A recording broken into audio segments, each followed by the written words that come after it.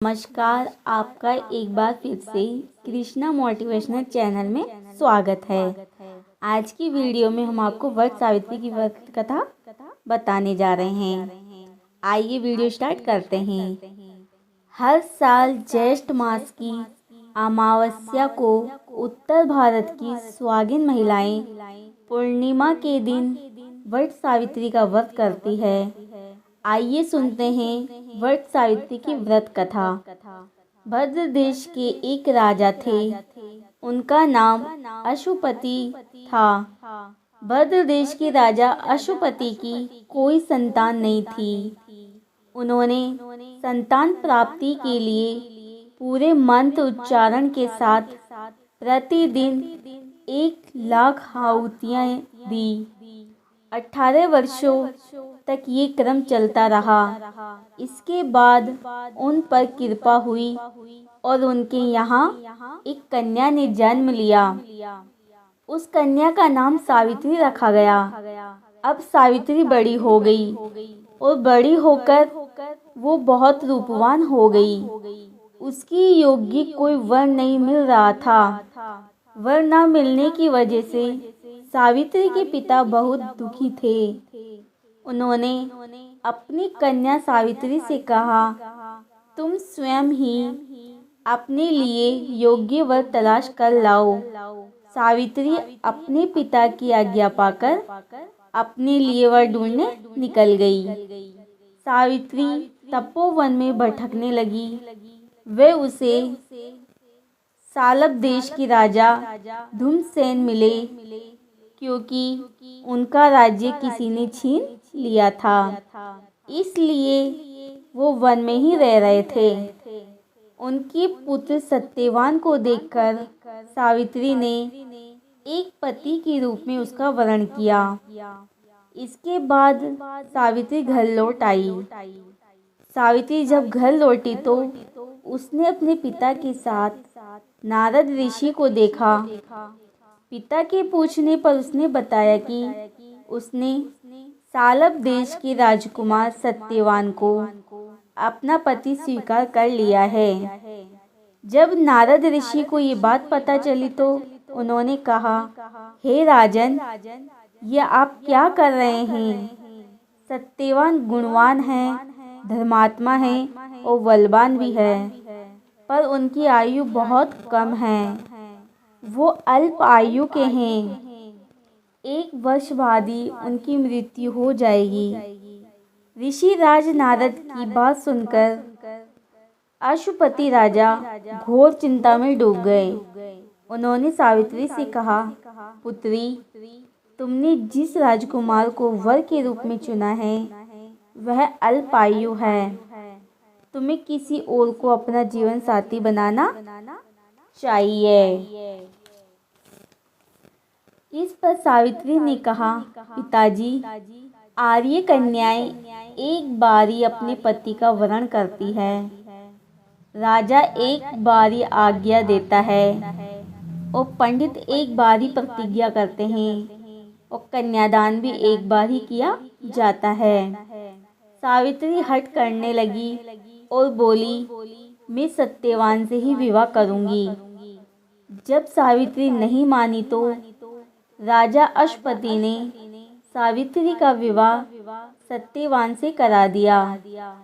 सावित्री अपने ससुराल पहुंचते ही अपने सास ससुर की सेवा करने लगी। समय बीतने लगा।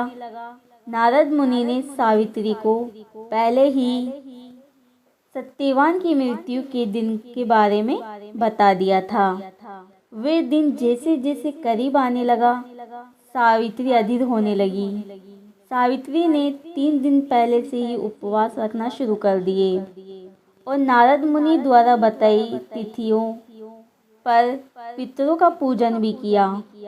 हर दिन की तरह सत्यवान उस दिन भी लकड़ी काटने जंगल चले गए। साथ में सावित्री भी गई। जंगल में बहुत पहुंचकर सत्यवान लकड़ी काटने के लिए पेड़ पर चढ़ गए। तभी अचानक उनके सर में दर्द होने लगा। दर्द से व्याकुल होने के कारण सत्यवान पेड़ से नीचे आ गए। सत्यवान के सिर को गोद में रखकर सावित्री सत्यवान का सर सहलाने लगी। तभी वहाँ यमराज आते दिखे। यमराज अपने साथ सत्यवान को ले जाने लगे। सावित्री भी उनके पीछे पीछे चल पड़ी। यमराज ने सावित्री को समझाने की कोशिश की, यही विधि का विधान है, पर सावित्री नहीं मानी और यमराज के पीछे चल पड़ी। उसने यमराज से कहा, मैं सत्यवान को ले जाने नहीं दूंगी। सावित्री की निष्ठा और पति परायण को देखकर यमराज ने सावित्री से कहा, हे देवी, तुम धन्य हो, मुझसे कोई भी वरदान मांगो। सावित्री ने कहा, मेरे सास ससुर वनवासी और अंधे हैं, आप उन्हें दीव ज्योति प्रदान करें।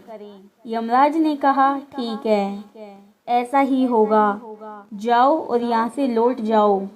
लेकिन सावित्री अपने पति सत्यवान के पीछे पीछे चल पड़ी। यमराज ने कहा, देवी, तुम वापस जाओ। सावित्री ने कहा, भगवान, मुझे अपने पति के पीछे पीछे चलने में कोई परेशानी नहीं है, उनके पीछे पीछे चलना मेरा कर्तव्य है। सावित्री की ये बातें सुनकर यमराज ने उन्हें एक बार और एक वर मांगने को कहा।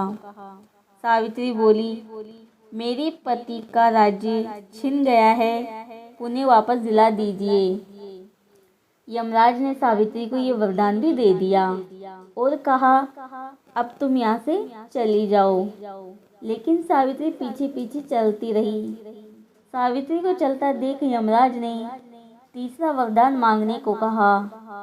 इस पर सावित्री ने 100 संतान और सौभाग्य का वर मांग लिया। यमराज ने ये वरदान भी सावित्री को दे दिया।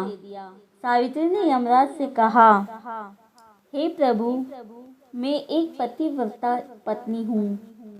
आपने मुझे पुत्रवती और संतान होने का वरदान दिया है। अब आप मेरे पति को कैसे ले जा सकते हैं? ये सुनकर यमराज को सत्यवान के प्राण छोड़ने पड़े। यमराज अंतर्ध्यान हो गए और सावित्री उसी वट वृक्ष के पास आ गई जहाँ उसके पति का मृत शरीर पड़ा था। और सत्यवान फिर से जीवित हो गए और दोनों खुशी खुशी अपने राज्य की ओर चल पड़े। जब दोनों घर पहुँचे तो उन्होंने देखा कि उनके माता पिता की आंखों की रोशनी लौट आई है। इसके बाद उन्हें उनका राज्य भी वापस मिल गया। इस प्रकार सावित्री सत्यवान हमेशा सुख भोगते रहे। तो दोस्तों, ये थी वट सावित्री व्रत कथा। इस व्रत कथा को सुनने से और व्रत करने से वैवाहिक जीवन या जीवन साथी की आयु पर आया किसी भी प्रकार का कोई भी संकट टल जाता है। आपको ये कथा कैसी लगी कमेंट बॉक्स में ज़रूर बताइए और यदि चैनल को सब्सक्राइब नहीं किया तो सब्सक्राइब कर लें। धन्यवाद।